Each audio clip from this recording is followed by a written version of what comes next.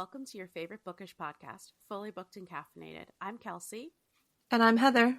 And today we have our monthly bonus episode, Bookish, Banter, and More, where we discuss the other books we've been reading this past month and whether we recommend them, and also our other favorite pop culture obsessions. This is December's recap. So Christmas has zoomed past us, and we are ready to close out this year with a nice big middle finger. Yeah, I don't have anything else to say.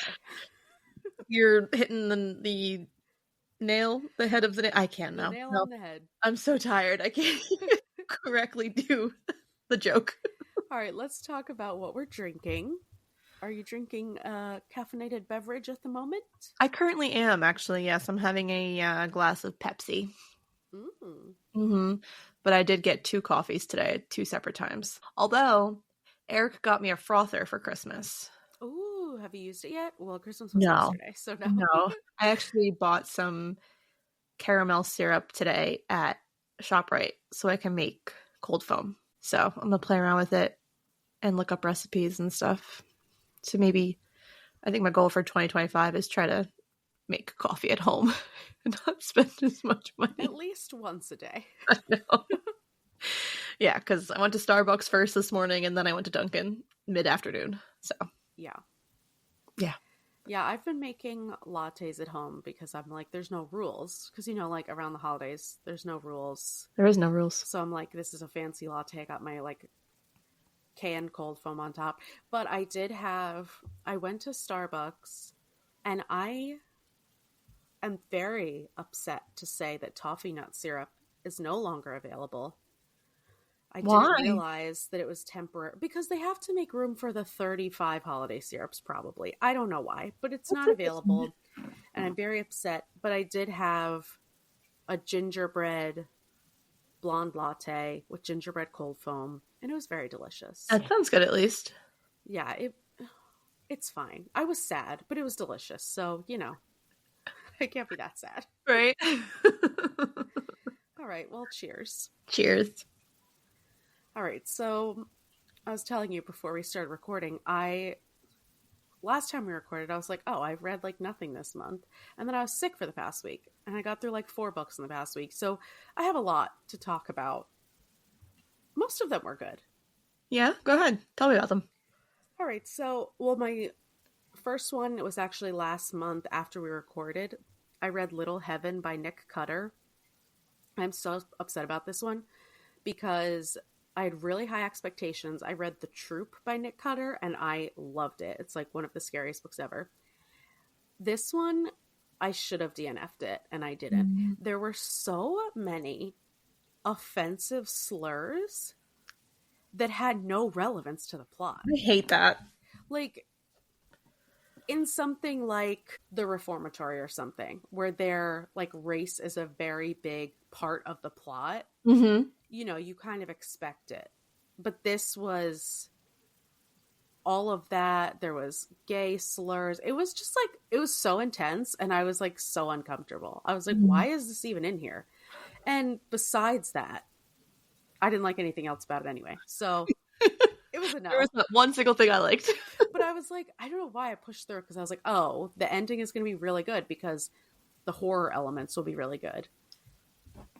But it wasn't. No. Yeah. There was 2 characters that I liked, so it was a no. But then my next book was the complete opposite, Under the Whispering Door by TJ Klune. This is my first book by TJ Klune, and I loved it. All the characters are lovable. It was sad and funny, and it explores grief in this, fantasy lens. Mm-hmm. It's also a queer love story with diversity. Did you listen to that one? Maybe I'll do that one for my next audiobook, because I'm ready to start a new audiobook. I'm waiting until the new year, but maybe that's the one I'll do. Yeah, the voices are really good, whoever the narrator is. Okay. And then I read The Quarry Girls by Jess Laurie. This is really good. It's a super solid thriller. I thought it was predictable. I knew what was going to happen, but I still enjoyed reading it, and that says something. Mm-hmm. It felt a little more YA to me. I don't think it's considered YA. I could be wrong on that. But it did have dark elements, coming of age. It was just super solid. and I liked it. Then I read The Nightingale by Kristen Hanna. This was the wrong time to read this book. This book was so damn depressing. I was just like, I finished and I was so sad. I feel like that's just any book you read by her. Rips your 100%. soul out. Ripped my soul out. And also, I think it was like an oversaturation of World War II, the Holocaust, like just things that I've been like reading, listening to. I was just like, okay, this is too much. Yeah. The pacing was a little off, but I love the themes, character journeys, the growth, all of that, typical for her. This was only my second book by her. And I did enjoy the women more, but the writing is still incredible. I mean, This is definitely a must read. I know, I can't wait. I've had it for you like bought it for me. I like bought it free forever ago. like over a year ago. Mm-hmm. So my goal is to read that this year. Yeah. I mean, it's so fucked up. They all but in a are. good way. And like when I posted on Instagram, I got so many comments of people being like, this book ripped me apart. Like, yep, that makes sense. Mm-hmm. I bought it for my aunt for Christmas. I'm like, read with caution. So yeah, it's a good one. And then I read The Book of Witching by C.J. Cook, which I think was my October book of the month. I don't know. It was my book of the month recently. It was just okay. I liked the witchcraft, the historical fiction, but I just didn't really have a connection to the characters. And at the end, there was just a lot of plot holes. Then I ended up reading Guillotine, which we saw when we went to the book fair event. I loved it. It was not what I expected, though, because even from the book, it didn't look like a short novel. Like, it looked like a normal, I think it was like 200 pages. And I've seen it described as Ready or Not meets The Menu. Oh, I definitely want to read that then. Yes. Because I love both of those movies. And it's a slasher. It's kind of campy and ridiculous. And I like that it's short because a lot of slasher horror kind of drags because they try too hard to make this like crazy storyline. Yeah. My only complaint is that I wanted a little more humor. Like the main girl would make these funny comments, but there weren't enough of them. And I felt like it could have been, it's like that's part of the campiness. You know what I mean? Yeah. But I'm happy I read that one. And I really liked Delilah Dawson. This is my second book by her, and I really enjoyed it. Oh, okay. So she's going to be added to my list. Okay, then I read Bird Box by Josh Mallerman. I'm about to say something horrible, but I liked the movie better than the book. I didn't even know that it was like based off of a book until I saw your post about it. I had no idea. I found out after I watched the movie. But I really liked the movie. You saw it? I saw the movie, yes. Okay. I really liked it. And I just found the main character unlikable in the book. And like, was she only likable in the movie because she was Sandra Bullock? I don't know. It's possible. It's still super solid horror novel. The concept is terrifying. Like, it's still very good. I was just expecting a little more. And then I read 20 Years Later by Charlie Donnelly, maybe. So, okay. This is basically about this murder. And the prime suspect is about to be indicted. But then 9/11 happens. And so everyone kind of forgets about the murder. And then this picks up 20 years later. And then there's this whole other complicated storyline. It was just a lot. And I already felt kind of icky going into it because of the whole 9/11 thing. Because it just feels unnecessary. And at the end, like these two super complicated storylines, I really appreciated how they tied together. And it's a complex thriller, so I have to give him that. But I don't think I'd recommend this. But I can see why some people would like it. Okay. Because it is a thriller. There's a lot to follow. It all ties together. But I just felt like weird about it. You know? I think that any stories that reference 9/11 is just kind of hard to... I don't know. Yeah, like it's just so... I think maybe because we lived through it. Exactly. And like still so visceral and just like... Yeah. Because I mean like people like talk about COVID in books. I'm like, okay, whatever. But I don't know. I feel like 9/11 just kind of... It's different. Yeah, and it just like changed so much of the way that we live, which COVID did too, but like during our formative years. And it was just, Yeah. it was unlike COVID. It was something that the whole country, or I'm sorry, the majority of the country agreed on. Yes. So I That is think true. that's why it felt different. Also very true. And it's something I don't want to think about. Like, it's just, No. I don't know. It upsets me so much, you know? Mm-hmm. That's probably my fault for reading this. But anyway, if you feel that way about 9/11, don't read this. And then I literally finished a book before we started recording.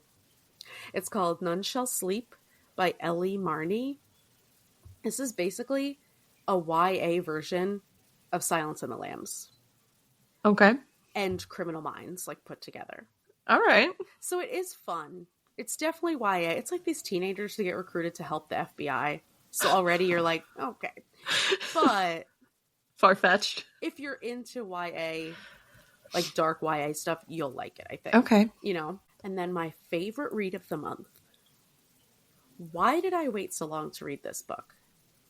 The Change by Kirsten Miller. Yeah, I saw that you really liked that. It was perfect. I loved it.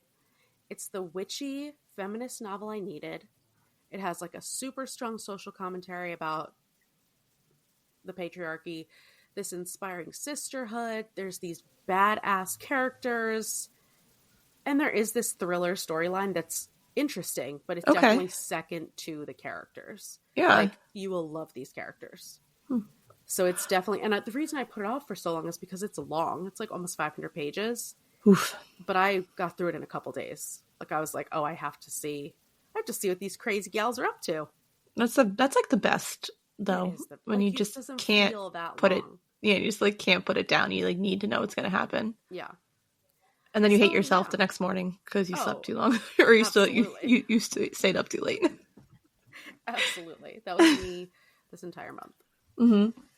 All right, so what did you read this month? My Libby app probably hates me this month because every day I had a book available and I kept saying no. I'm just not. I cannot mentally focus on I don't want to say a real book because that sounds terrible, but I can't focus on something that's going to make me think. So I've been sticking to my Kindle Unlimited the past 2 weeks, and I've just been reading smutty romances because that's all that I can handle currently. Because I just totally I can't. After I read the Gale, I was like, oh, no, like the mental load of the holidays has really taken full effect on me, and I just couldn't do it. I couldn't do it. So I actually read 3 books by the same author, and I had read her books. I read the Twisted series by her. I think that was 2 years ago. I believe that was 2 years ago. So she has another, her name's Anna, and I didn't look up how to pronounce her last name, but I'm pretty sure it's Huang, I think. She does another series, The Kings of Sin, I think it is. So every book, it's like the Twisted series was like, oh, Twisted Love, Twisted Hate. So this is, I read, there's going to be 7 in total. Only the first 4 are out, and the 5th one comes out next year. So I read King of Wrath and King of Pride. And King of Wrath was good. It was arranged marriage, and the main dude is like this ruthless, I will beat you up if you look at me the wrong way kind of guy. And, you know, they're all like billionaires and worth like so much money and everything. And of course he doesn't want to get married. He's being blackmailed by the proposed wife's father. It's just, yep. The backstory is a little crazy, but it was good. Okay. I liked it. And then the second one is, again, this billionaire CEO who falls for the girl who's nothing like him, has like tattoos, purple hair, has a python as a pet, you know, and it's kind of like a illicit love affair because she works at the bar that all like these people attend. It's kind of like one of those fancy clubs that you have to be super rich to get into and like have like a membership to, and she's the bartender there, and there's no fraternization between members and staff. but you know, they fuck on a piano, so it happens at Okay. the place. But also not bad. They're not great, but they're fine for now. Mm-hmm. And then I read The Striker by her, which is a sports romance. This is also going to be a series. The second one, again, comes out next year. I don't know how many this one's going to have. She's like pushing out these books. She's kind of like, I feel like a Frida McFadden. Yeah, but her books are long. They're like 500 pages. Really? Yeah. And I'm not going to lie, I made myself push through The Striker because it was very long and kind of dull. Mm-hmm. And there's just too much in there. Like, she could really cut out a lot of the stuff that's written in these. So I did like push through it. And she is very much into the third breakup act, which I don't necessarily love all the time. So, you know, they'll eventually be mad at each other and like break up for like 5 chapters. And then they're like miraculously back together. Mm-hmm. So it's like overplayed a lot in her books. And I feel like she does it in every single one. So it's kind of like, but I read them and it was enough to get me through. So those were like those. Last month, I started The Frozen River by Ariel Lahan, which was historical fiction that I listened to. Really, really good. Also very long, but really good. And it's about this midwife in like the 1700s that is called to like figure out the death of some low-life guy who's like raping women all over town. Oh. And everything. And then she just kind of gets caught up in like the minutia of the town, and the judge of the town is implied to have raped also the same woman that this guy raped. It's like it's like this whole thing, but it was very, very good. And what I liked, and I didn't know, is that this author writes about real stories. So the character in this book, Martha Ballard, is a real midwife from like the 1700s. Oh, wow. So I definitely want to read more of her books. It was also very well written. Mm-hmm. And so she kind of does like historical fiction, but biographical. So it's like real people. And like obviously well researched because it's based on something real. Yeah. Like she did like an author's note at the end of the book, and I listened to it. And there wasn't a lot on Martha Ballard that she could find, so she really kind of had to fictionalize this one more so than she did her other ones. But it was still like literally really, really good. Okay. So it is definitely, I think, a very highly recommended historical fiction on my end. And then I think my favorite read, which I think I also started this last month or earlier this month, I don't know. I kept like going to it and leaving it because I just didn't have time or I couldn't focus. But I finally read Beartown by Frederick Bachman. Don't know how to say his last name. And he's pretty much a pretty famous author I see all over the place. I haven't read, this is my first book by him. And this is also like a series. So there's like 3 books, I think, in this one as well. And it's about a hockey town I think it's in Sweden. I think so. Because I think he's a Swedish author. Or, yeah. And so it's this high school student hockey team, and basically this town is only known for their hockey, and it's like everyone's like Beartown, like one of those. But then a rape happens, and it's like the star of the hockey team and the club general manager's daughter of the hockey team that like he rapes, and it's like this whole scandal and everything. And it's the characters, aside from like Kevin, because obviously he's a piece of shit, but all the other young boys and like the parents and the female characters, they're all so like well written and so like likable. And I like that he's a male author that writes women like really, really well. So I'm definitely going to read more by him, like for sure. We were going to have Anxious People, which is one that I want to read. And I have another one, I think. He did the one that was with that movie that came out with Tom Hanks, A Man Called Ove. Yeah. I have that one. I don't remember if I have that one or not, but it was really, really good. And it's like heartbreaking. It's like a heartbreaking story. It's definitely like a heavy read. And of course I was reading 2 books simultaneously that had rapes in them. And I'm like, this is not what I want right now. This is not where my mind is. So that's why I had to read my smutty romances to like save me. Yeah. Even though those were kind of like put me to consensual sleep, sex. but whatever. I know. I'm like, okay, it'll be fine. 2025 will be better. I'll choose my reads more wisely. Yeah. That's so funny because after we read, I think it was after we read My Dark Vanessa, there was another book that I have that was basically, it wasn't a teacher, but it was basically like a rape that someone wasn't believing, whatever. And I read the book of it and I was like, I can't read this next. I cannot read this next. And I still haven't read it. It's still on my book card. So I know. I think for like 2025, I want to be more mindful about my reads. Not in a bad way. Just books that I actually want to read. Mm-hmm.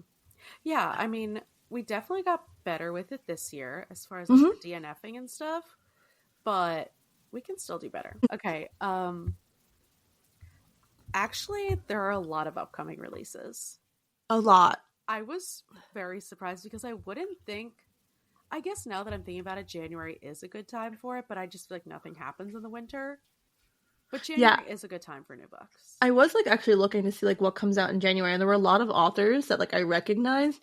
None that I was like super like hyped about. There was one like I would like to get Adrienne Young's new book, A Sea of Unspoken Things, just because I still have only read one book, but like I really like her. I bought the other one, but I haven't read it yet. Yeah, I haven't read that one yet either. And that was one I had wanted to get to this fall, and I just never did. So I'm going to save it for next fall for sure. Because it's definitely a good autumnal read. Mm-hmm. Yeah, there's also The Favorites by Lane Fargo. I read They Never Learn by Lane Fargo, and I loved it. Okay. The summary of this one doesn't look as good. It's about like a figure skater, which is fine. But after reading those, what's her name? Meg Abbott, maybe? Oh, yeah. I'm like, I don't think I like books like this. I don't know. I can't judge everything based on her. But anyway, so I want to give that one a try. There's also Beautiful Ugly by Alice Feeney. Like, I don't want to get even more behind. No. And then there were two books that I'd never heard of, but I saw them on the list of upcoming ones. Hold on, I need to look up who this one is by. Okay, it's called Let's Call Her Barbie by Renee Rosen. Oh, you know what? I saw that one too. And I was like, oh, what is this? And I read the description. It's basically, I mean, it's giving Barbie movie. And it's just, this fictionalized account of them coming up with Barbie and then having to stick with it because it was like such a new thing. And it was about like women and all this stuff. Okay. So that looks actually really good. Nice. And then the other one is The Last Bookstore on Earth by Lily Braun Arnold. This is kind of like an apocalyptic or like end of the world dystopian type thing. And this woman has a bookstore. It's YA, but she has a bookstore and she's trading books for like food and stuff from the other people who are still alive. Mm-hmm. But then apparently there's like this other storm coming that could wipe them out, and it's like, it's like that whole like doomsday type thing, but it involves a bookstore. And I was like, that sounds kind of fun. Okay. So we'll see. Just adding to my very long list of. Yeah, no, I went to Book Garden today as well. Why?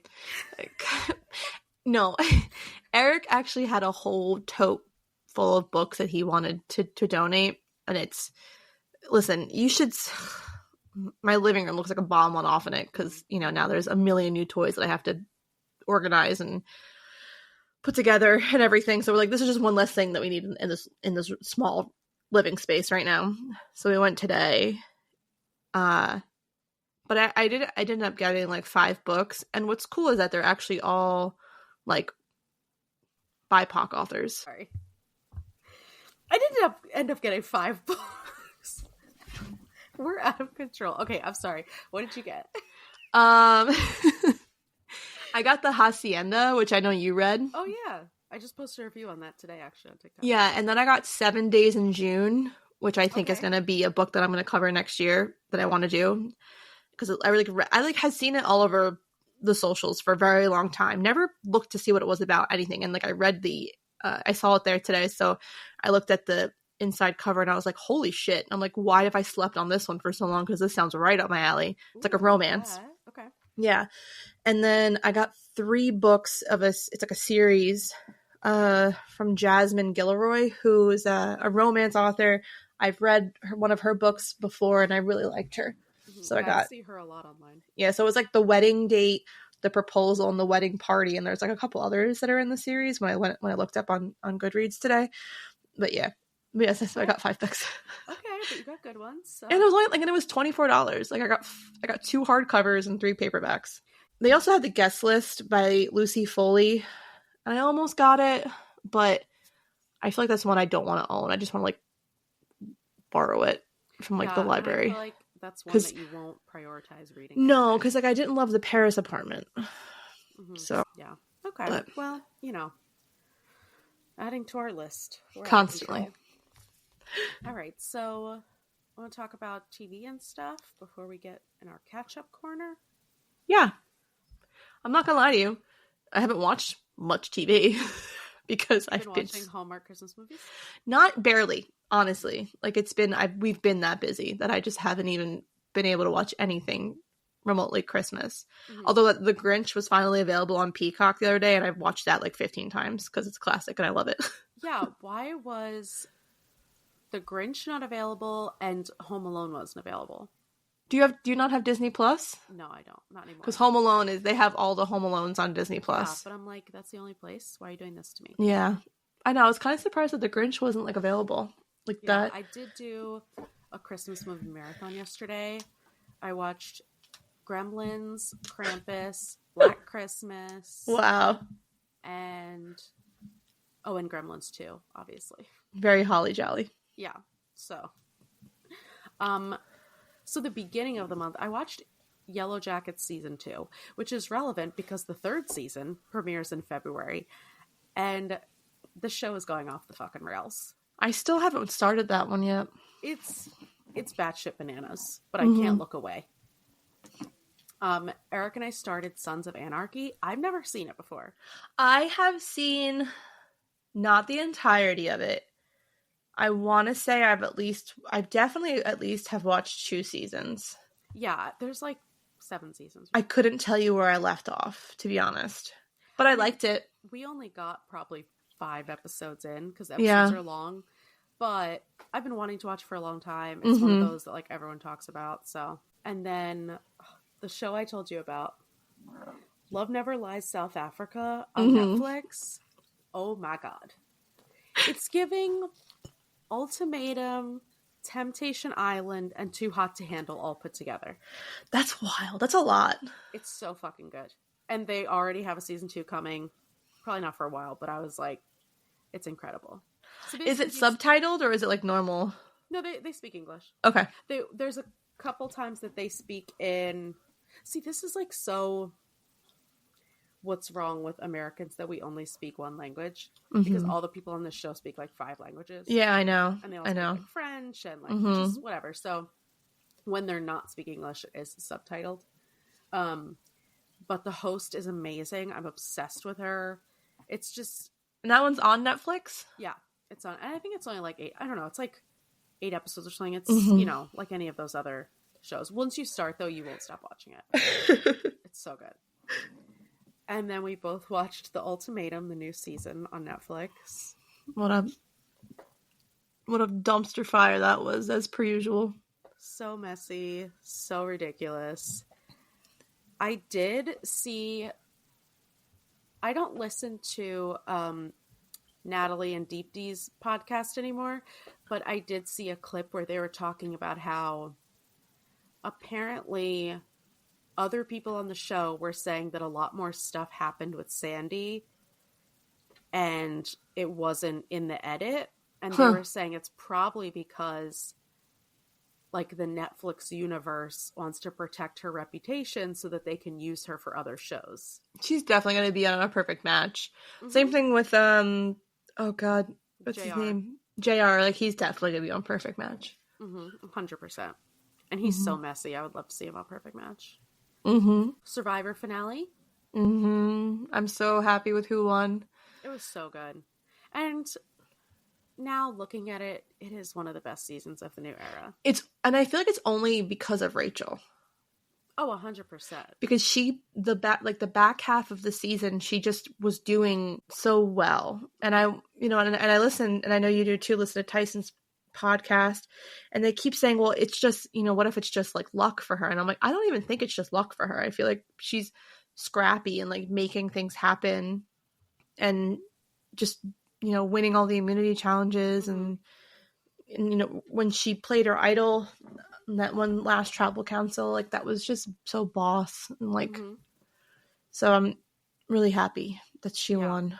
It would have ruined the whole season for me if she didn't win, because I agree, who didn't deserve it would have won. I know, and that's like what's kind of frustrating too, is when the players that are so good end up going home, the ones that end up going home earlier than I would have liked, because I feel like they deserved it, and then you kind of have these people that don't necessarily, they didn't play as well as a game as someone who did. That was evicted. And you don't normally see someone, especially a woman, as awful as it is, like winning immunities and doing so much strategic stuff.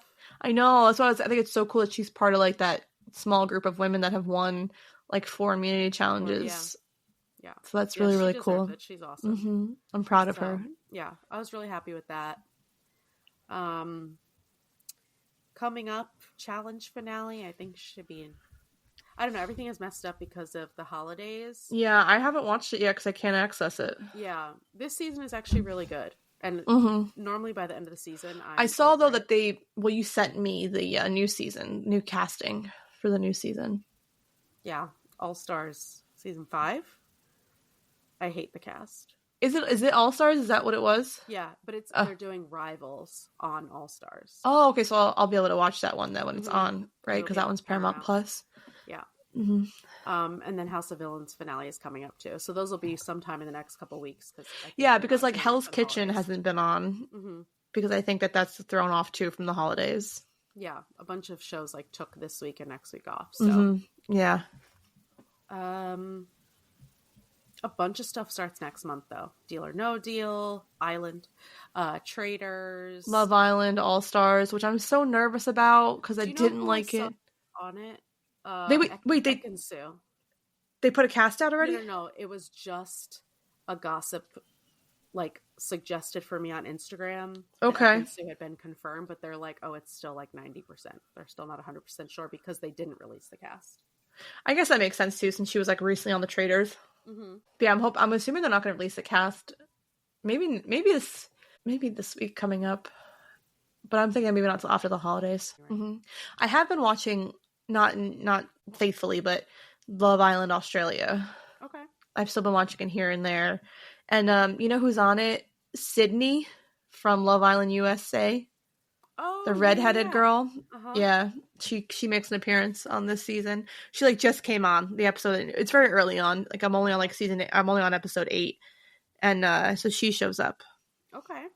So we'll see. It's weird. It's not as good as like the other Love Islands. I know. It's really weird. Not like, the original and USA are really good, and I just don't. This one's like meh. Yeah, neither of us really liked the season of All Stars, but I'm still... No, I'm hoping that, like, it's just better. It's just, I don't know, I just, like, I felt like it was so rushed. And I didn't know all the people. I feel like I know more people now. Yeah. So, I don't know. We'll see. We went and saw Wicked this month. Yes. I can't believe that was this month. I know. It's so good. So good. Yeah, it was really good. Better than... Well, I liked it more than I thought I was going to, I think. I'm very pleased with Ariana Grande's performance because I didn't know if it was going to be over the top or, like, not believable or good, but she actually did, like, a phenomenal job. Yeah, I actually thought her performance was the best. Uh-huh. And I was the same way. I was like, I don't know if I'm going to like her at it. But, yeah, it was really good. And even, I was like, oh, wow, it's so long, but... When we went to see it, it was ending, and I was like, "Wait, it's over?" No, what? Yeah, it wasn't long, but it didn't feel like it. Yeah. So now I'm really excited for part 2. Now we have a whole year to wait for the second one. So stupid. Oh well.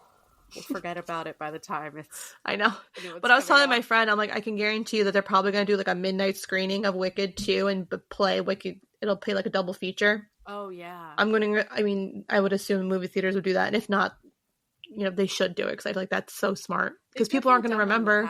They've done it with like Twilight and stuff too, Mm-hmm. which is so funny. Yes, I wouldn't be surprised if they do like a special double feature. Yeah, that would be fun. I watched Subservience with Megan Fox. It's on Netflix. It's basically Megan Fox is like an AI. Like rich people can buy robots for their house, and it helps them. It's basically what Elon Musk invented. It helps them like take care of the kids and clean and oh my god, do all this shit. And it's Megan Fox. That's weird. Yeah, it's so fucking weird, but like it was funny, so I loved it. And then Christmas Eve, I went for a special. They re-released Terrifier 3 in theaters for 2 days. Mm-hmm. So I went to see it on Christmas Eve. It is so gory that the movie is unrated. Oh, wow. Yeah. And it was like 2.5 hours long. But I was just chilling with my popcorn. I was like, I loved it. It's horrible, but I loved it. Eric hated it. He's like, the storyline is so stupid. I was like, don't pay attention to the storyline. He's like, we're just here for Art the Clown.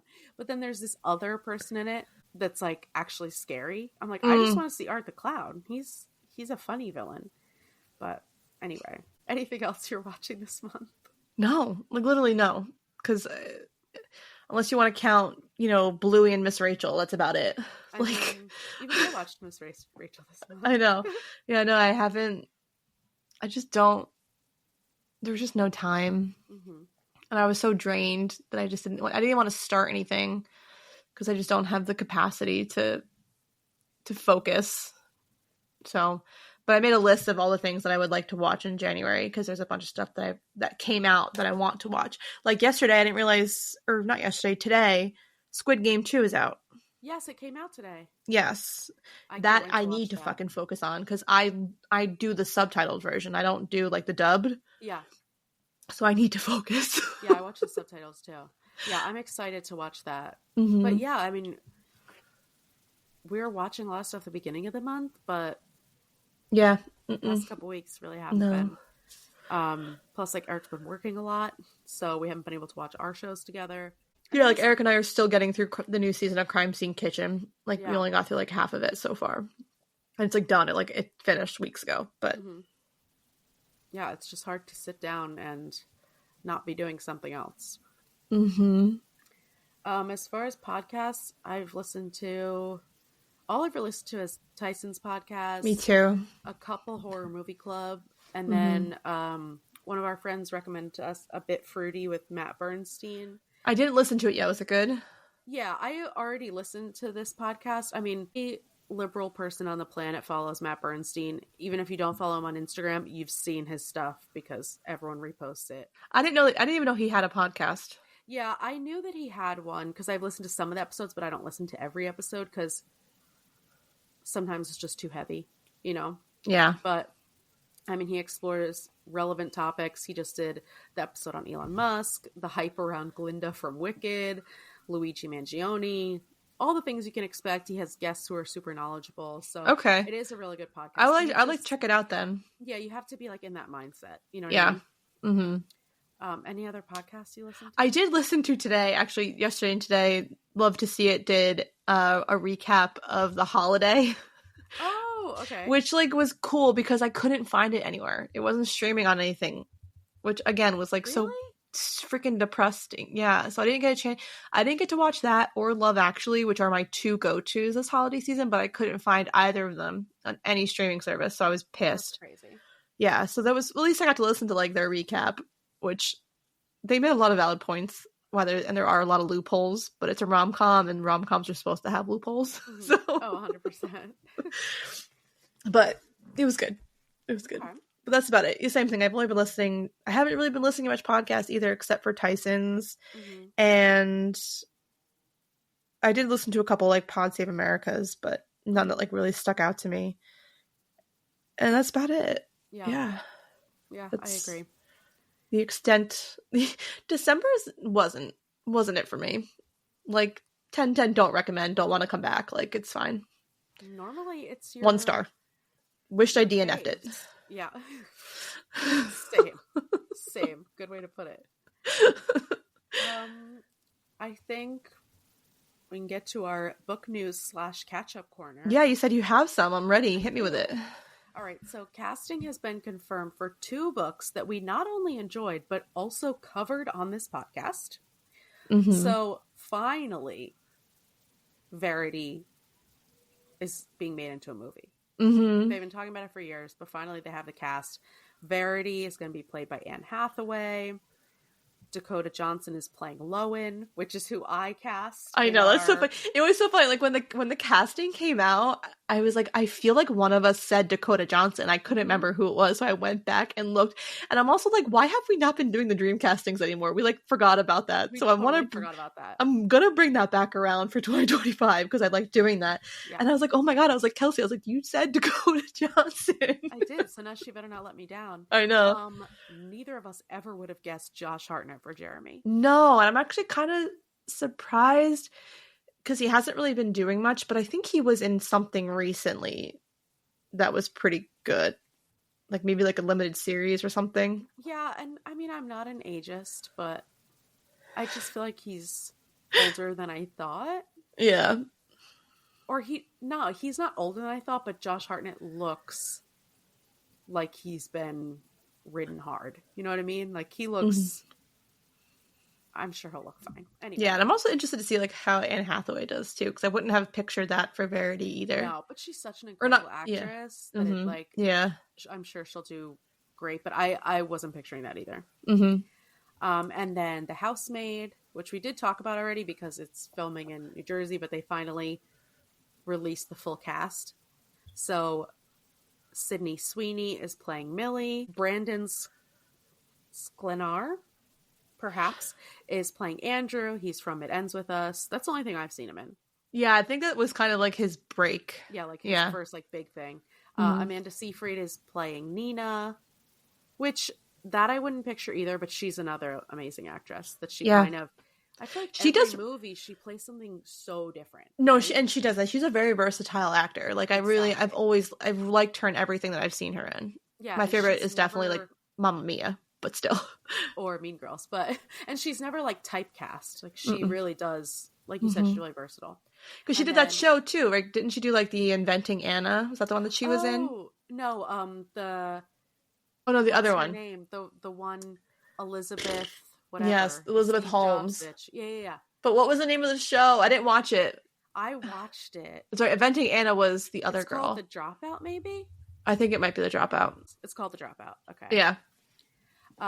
Yeah, so she's really good. Mm-hmm. And then Enzo is being played by Michelle Moroni.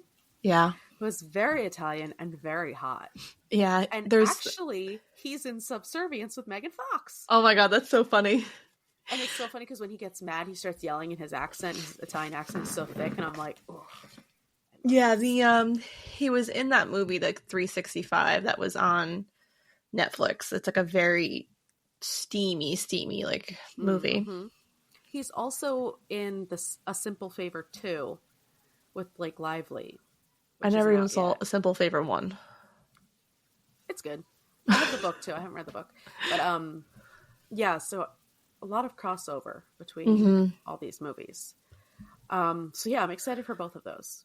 Me too. And then I'll revisit our episodes before they come out. I know, right?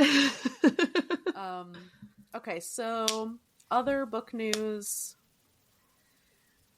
Obviously, Blake Lively's lawsuit against Justin Baldoni. Yeah. We're not going to get into it because it's a lot, but because we did talk about her awful promotion of the film, I wanted to mention this and acknowledge that we're getting more information about why she promoted it the way she did, why it was not a positive or safe environment or time in her career. People are going to have their own thoughts on this. My thoughts are, this is an 80-page filing. Yeah. She's coming with the receipts. Exactly. So it's sad, and like if the things are true that she's saying that she went through on set, like, that's fucked up. Mm-hmm. And, you know, we're seeing many, many people coming out and backing Blake Lively, not just her co-stars, but I mean everyone. Mm-hmm. And many people not supporting him. He was dropped by his talent agency. His co-host from the Man Enough podcast quit. He had his Voices of Solidarity award rescinded, and he is being sued by his former publicist. Yeah. So, and it just like really goes to show that you just don't really know people, because I never would have pictured him to be like that kind of guy. mm-hmm. But like, you don't know, obviously I don't know people, but like, you know, you see like the roles he plays, because I did watch Jane the Virgin Mm-hmm. a little bit when that was out, and like he was the lead in that, and I just like wasn't expecting it. And like even like when It Ends With Us started and it was filming and everything, and the way that he was presenting himself and like presenting the sexual or the domestic abuse of women, he kind of made it seem like he had credibility. Mm-hmm. And now I'm like, especially after seeing some of the text messages that he was sending, and I'm like wow, I'm like, no, like you're actually like a fucking vile human being, and it's Mm-hmm. like upsetting that men are just like this 99% of the time. People saying that, where it's like, oh, everyone wants to say not all men, but this is a man who we perceived as safe because he did, you know, on the surface champion for domestic violence survivors. And his podcast is very much about, I haven't listened to it, but I've, you know, seen clips. Me either, but I didn't even know that the girl who did it was the one that was on with Monica from Armchair Expert. They did Sync together. Oh, I didn't know that. That's the same girl, and like I didn't know that was Liz. Mm-hmm. Liz Plank. But the whole podcast is about, you know, this whole like toxic masculinity, and like he just, you know, we thought he was on our side. Is what I'm trying to say. And 100%. in light of these allegations, I can only imagine how awful the negative press that she was getting must have felt when the movie was released. And, you know, obviously there's still a lot to come. This was just the initial filing. So there's a lot more steps. There's a lot more information that will come out. I'm sure this won't be the last time we discuss this. But no, because there's going to be a trial. I can guarantee it. It's going to be the Johnny and Amber like 2.0. And, you know, she is a very powerful person. She is much more powerful than Amber Heard. She is, you know, she has a lot more backing. I mean, look at her husband, like who her husband is. Yeah. And her best friend is Taylor Swift. So and they've been around for a long time, you know. And one more thing I do want to say, Blake Lively is not perfect by any means. But just because she has a problematic past does not mean that she deserves to be harassed verbally, sexually, mentally, any of the above. No one deserves that in general. And like some of the reactions that I've seen are absolutely vile and disgusting. I bet they are. It just upsets me so much. And, you know, like taking the labels off of all of this, like, this is what women go, like, this is why women are scared to speak out, because she has 80 pages of receipts and immediately someone's first instinct is she is making it up. Yeah. Why would she? Why would she? She has so much to lose. Exactly. So, yeah, I'm sure that that's going to be obviously a huge thing in the book world also. I've seen it everywhere. So if you like what you heard, please make sure to follow, subscribe, and rate and review the podcast on whatever platform you're listening on. If you have any book recommendations or questions for us, you can email us at fullyBookedCalfPod@gmail.com. Also go follow us on our socials to see our upcoming reads. We're on Instagram and TikTok for the moment at FullyBookedCalfPod. Thanks for checking us out, and remember, if you need us, we're fully booked. Bye.